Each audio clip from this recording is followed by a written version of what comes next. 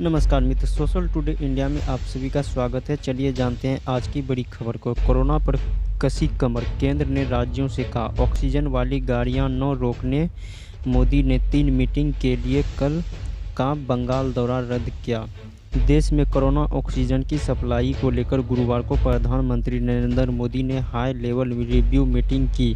इसमें उन्होंने अफसरों को निर्देश दिया कि राज्यों को की जा रही ऑक्सीजन सप्लाई में किसी तरह की रुकावट नहीं होनी चाहिए। देश में कोरोना को लेकर शुक्रवार सुबह 9 बजे से एक हाई लेवल मीटिंग होनी है।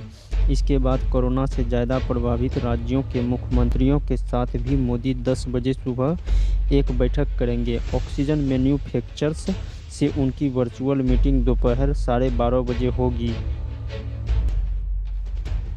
महामारी के बीच सांसदों विधायकों के अस्पताल में वीआईपी ट्रीटमेंट को लेकर federation of resident doctors association of India नाराज हैं। फॉरेड ने स्वास्थ्य मंत्रालय को खत लिखकर जनप्रतिनिधियों की दखलंदाजी खत्म करने की मांग की है।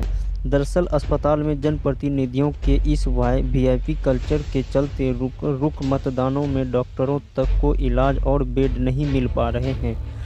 दिल्ली के एक बड़े सरकारी अस्पताल का एक डॉक्टर खुद इस वीआईपी कल्चर का शिकार हो गया। कोरोना संक्रमित मां को भर्ती कराने के लिए अपने ही अस्पताल में भटका, पर बेड नहीं मिला। उन्होंने भास्कर को नाम न बताने की शर्त पर आपबीती सुनाई।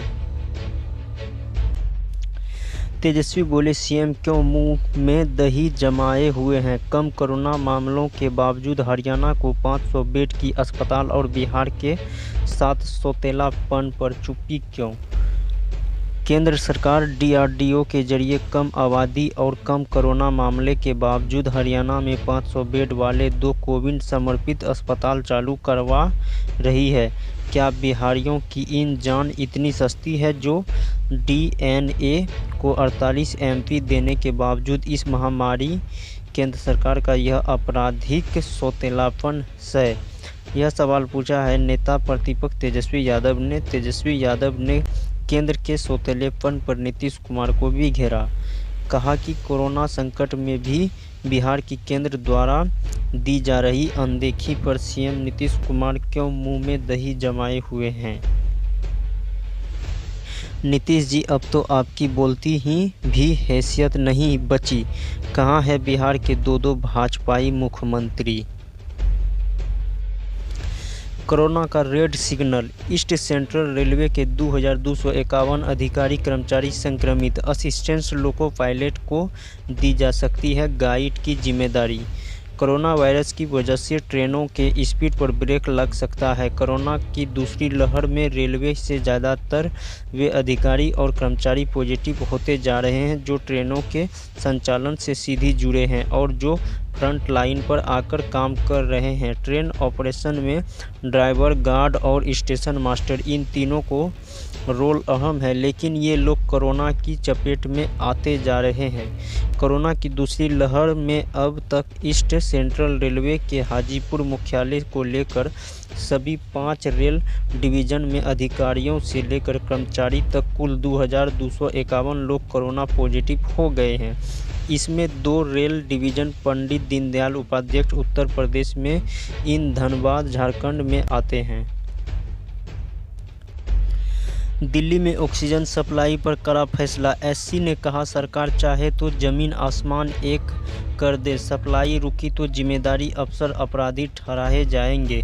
दिल्ली में ऑक्सीजन सप्लाई को लेकर 2 अस्पतालों की याचिका पर हाईकोर्ट ने सख्त फैसला सुनाया। दिल्ली हाईकोर्ट ने गुरुवार को कहा कि अगर दिल्ली में ऑक्सीजन सप्लाई रोकी जाती है तो इसके लिए जिम्मेदार अफसरों को अपराधी ठहराया जाएगा। इस आदेश का उल्लंघन किया गया तो क्रिमिनल एक्शन लिया जाएगा। हाई कोर्ट ने केंद्र को भी निर्देश दिया कि वो अपने आदेश से सख्ती से पालन करवाएं। जस्टिस विपिन सिंघई ने और जस्टिस रेखा पल्लवी ने कहा कि सरकार चाहे जमीन आसमान एक कर सकती है। मामले की अगली सुनवाई 26 अप्रैल को होगी। ऑक्सीजन का अर्थशास्त्र जानिए। मेडिकल ऑक्सीजन के बनने से लेकर अस्पताल पहुंचने तक की प्रक्रिया। कोरोना वायरस के बढ़ते संक्रमण के बीच मेडिकल ऑक्सीजन सिलेंडर की कालाबाजारी को लेकर सरकार सख्त है।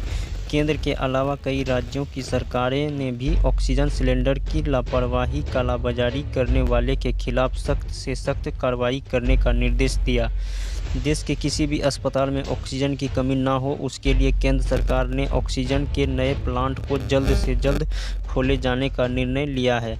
इसके अलावा जिन जिन प्लांट से वर्तमान में ऑक्सीजन बनती है, उन सभी को उत्पादन क्षमता बढ़ाने का निर्देश दिया हुआ है। ऐसे बनती है मेडिकल ऑक्सीजन। हवा में मौजूद ऑक्सीजन को फिल्टर करने के बाद मेडिकल ऑक्सीजन तैयार की जाती है। इस प्रोसेस को क्रायोजेनिक डिस्टिलेशन प्रोसेस कहा जाता है। इसके बाद कई चरणों में हवा को कंप्रेशन के जरिए मॉलिक्यूलर ब्लाइडर से ड्रिल कराया जाता है, जिसके बाद हवा में मौजूद पानी के कण, कार्बन डाइऑक्साइड और हाइड्रोकार्बन अलग हो जाते हैं। जीते जी इलाज नहीं, मरने पर 21 बंदूकों की सलामी। बिहार सरकार के पूर्व मंत्री मेवालाल का गुलमी घाट पर राजकीय सम्मान से हुआ अंतिम संस्कार। पूर्व मंत्री मेवालाल की 2 तस्वीरें, एक इलाज के अभाव में दम तोड़ने की और दूसरी कोरोना से मौत के बाद राजकीय सम्मान के साथ अंतिम संस्कार की। घटना पर मौजूद रहे पंचायती राज मंत्री सम्राट चौधरी और जेडीयू के प्रदेश अध्यक्ष उमेश कुशवाहा। सरकार के पूर्व शिक्षा मंत्री और जेडीयू के वर्तमान विधायक मेवालाल चौधरी का इलाज समय पर नहीं हो पाया, लेकिन उन्हें 21 बंदूक की सलामी सरकार ने जरूर दिलाई। अस्पताल में समय से आईसीयू नहीं मिल पाया। आईजीएमएच से लेकर पारस तक की कहानी यही बताई है।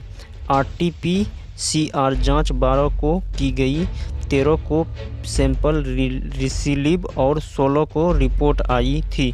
इलाज में कितनी भी देर हुई, लेकिन मेवालाल के मरने के बाद सरकार ने दरिया दिली खुल दिलाई। पटना का गुलमी घाट पर 21 बंदूक की सलामी से गुजता रहा। उनके पार्थिव शरीर को तिरंगे से लपेटा गया और धून भी बजाई गई।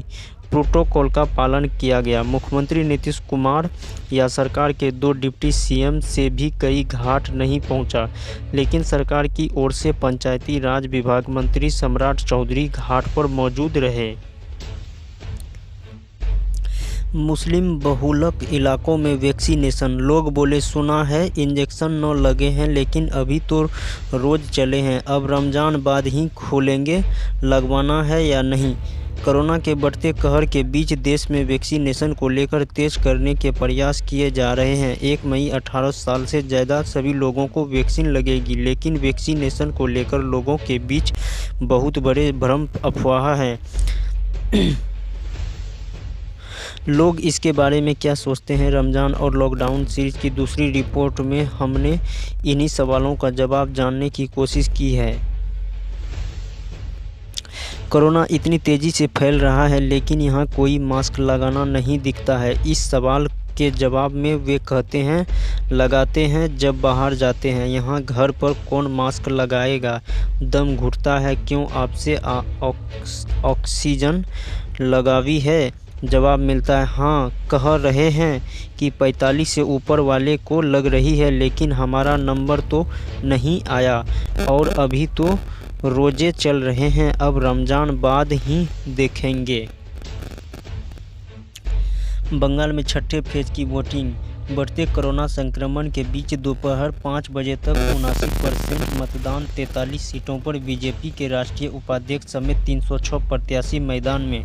पश्चिम बंगाल विधानसभा के लिए छठे चरण के चुनाव में 43 विधानसभा सीटों पर 7 बजे से जारी वोटिंग समाप्त हो चुकी है। बढ़ते संक्रमण के बीच शाम 5 बजे 79% मतदान हुआ। इस फेज में भाजपा के राष्ट्रीय उपाध्यक्ष और कभी ममता के खास रहे मुकुल राय की किस्मत का फैसला होना है। राय निद्या जिले के कृष्णा नगर उत्तर सीट से टीएमसी की प्रत्याशी और बंगाल अभिनेत्री कोसानी मुखर्जी और कांग्रेस के सिल्वी शाह के खिलाफ चुनाव लड़ रहे हैं।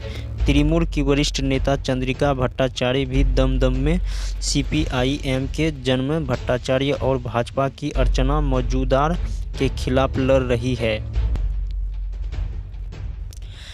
कोरोना संकट, रामचरण तेजा ने खुद को किया आइसोलेशन। वेनिटी वैन ड्राइवर की कोरोना से हुई मौत के बाद लिया फैसला।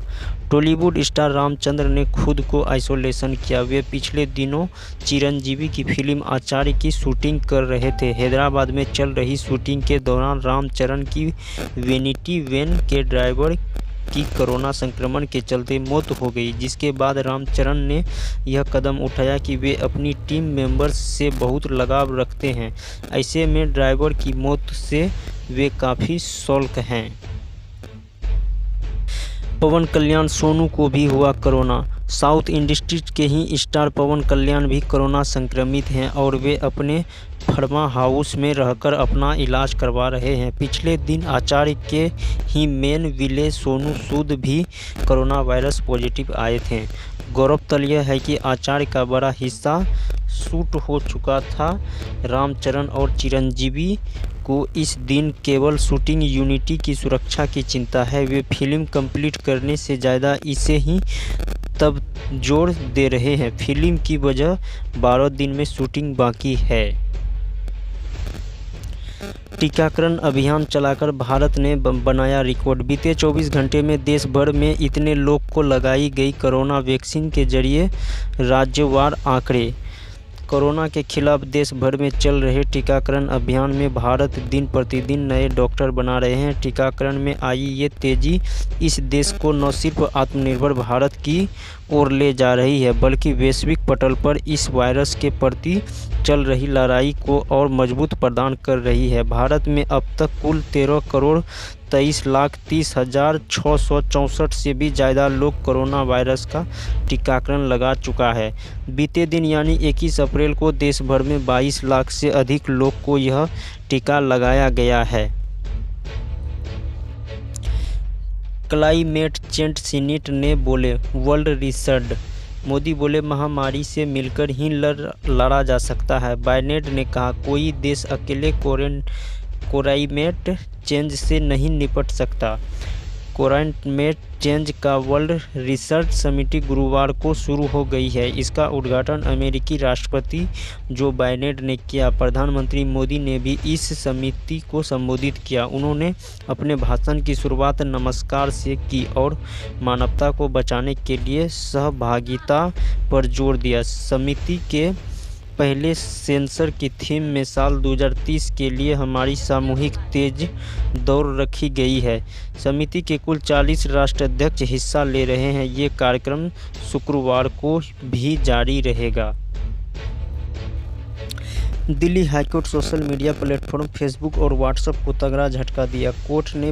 कोर्ट ने प्रतिस्पर्धा आयोग यानी सीसीआई के खिलाफ दायर की गई दोनों कंपनियों की याचिका को खारिज कर दिया। सीसीआई ने दोनों कंपनियों के प्राइवेसी नियमों के खिलाफ जांच का आयोग दिया था। इसी के खिलाफ दोनों ने दिल्ली हाईकोर्ट में अपील की थी। कोर्ट ने कहा याचिका में ठोस आधार नहीं है। कोर्ट ने सुनवाई के दौरान कहा कि फेसबुक और व्हाट्सएप की याचिका में कोई ठोस आधार नहीं दिख रहा है। दोनों की याचिका में ऐसा नहीं लग रहा है कि सीसीआई के आदेश पर रोक लगाई जाए। सीसीआई ने पिछले महीने 24 तारीख को व्हाट्सएप के नियमों के खिलाफ जांच का आदेश दिया था। इसके अनुसार ग्राहकों का डेटा व्हाट्सएप फेसबुक की अन्य कंपनियों के साथ किस तरीके से साझा करेगा यह पूरी तरह से ट्रांसपेरेंट यानी पारदर्शी नहीं है। साथ ही यह इच्छाओं पर भी निर्भर नहीं है। इसके लिए ग्राहकों से कोई मंजूरी भी नहीं ली गई थी। इसे लेकर आयोग ने जांच का आदेश दिया है। NATA 2021 national aptitude test in architecture की स्पॉन्सर शीट जारी। ऑफिशियल वेबसाइट nata.in के जरिए करें डाउनलोड। Council of architecture national aptitude test architecture के पहले टेस्ट के लिए रिस्पॉन्स शीट जारी कर दी है। कैंडिडेट ऑफिशियल वेबसाइट nata.in के जरिए रिस्पॉन्स शीट डाउनलोड कर सकते हैं। इससे पहले काउंसिल ने टेस्ट 1 के लिए 20 अप्रैल को स्कोर कार्ड जारी किया था। ICAI-CA 2021 जून में होने वाली परीक्षा के लिए रिजर्वेशन प्रोसेस शुरू। 4 मई तक ऑनलाइन भरे application form. Institute of chartered accountant of India ने जून में होने वाली CA फाउंडेशन एग्जामिनेशन के जरिए रजिस्ट्रेशन प्रोसेस शुरू कर दी है। फाउंडेशन कोर्स की परीक्षा के लिए आवेदन करने के लिए इच्छुक candidate ICAI official website ICAIEXAM.ITAI.org के जरिए ऑनलाइन आवेदन कर सकते हैं। परीक्षा के लिए आवेदन करने की आखिरी तारीख 4 मई तक की गई है। आवेदन करने वाले भारतीय कैंडिडेट्स को 1500 रुपये आवेदन शुल्क देना होगा। वहीं विदेशी केंद्रों के लिए USA कैंडिडेट्स को $325 देने होंगे। इसके अलावा काठमांडू नेपाल केंद्रों के कैंडिडेट्स को 2200 रुपये की फ़ीस देनी होगी। इसके साथ ही लेटेड फीस के रूप में 600 रुपये देने होंगे। भारत का सबसे सस्ता 5G smartphone launch. Realme 8 5G में 8GB रैम और 48 MP का ट्रिपल रियल कैमरा मिलेगा। शुरुआती कीमत 14,999 रुपये है। रियलमी ने भारत का सबसे सस्ता 5G smartphone Realme 8 5G launch कर दिया है। इस फ़ोन में मीडियम टेक कंपनी का डायमेंसिटी 700 प्रोसेस दिया है। ये ट्रिपल रियल कैमरा और punch hole display selfie camera से लेस है।